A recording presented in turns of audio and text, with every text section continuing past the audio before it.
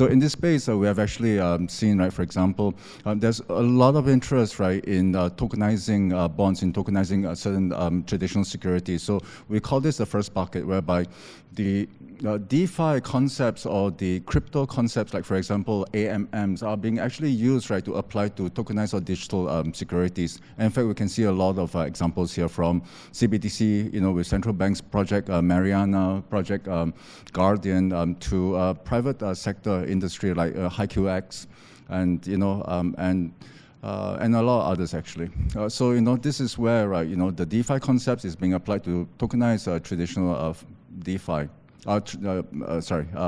Financial assets. What we actually see as being really interesting as well, right, is whereby the asset itself is actually crypto. So it's not just the concepts, but it's crypto.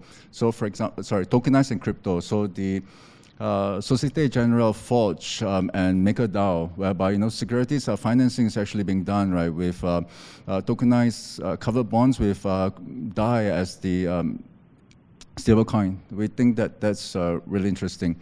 The whole point of this is actually, right, the big traditional capital markets is actually sucking in a lot of new concepts. And while, right, these new concepts are, are natural in the crypto space, but because the traditional space is actually importing them, there will be disruption in market structure and in roles and in, where value will be created.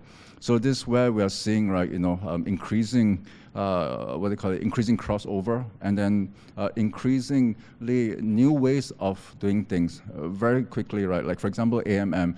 In AMM, right, if the private sector was to do it, we will actually suffer probably from a lack of liquidity if there was, a same way risk, right, trading to AMM. But with central banks coming in and experimenting, then potentially the liquidity issue goes away. And then does it mean then that more of direct quotes becomes possible in the FX space? So as a potential example of what could be the changes are. Thanks.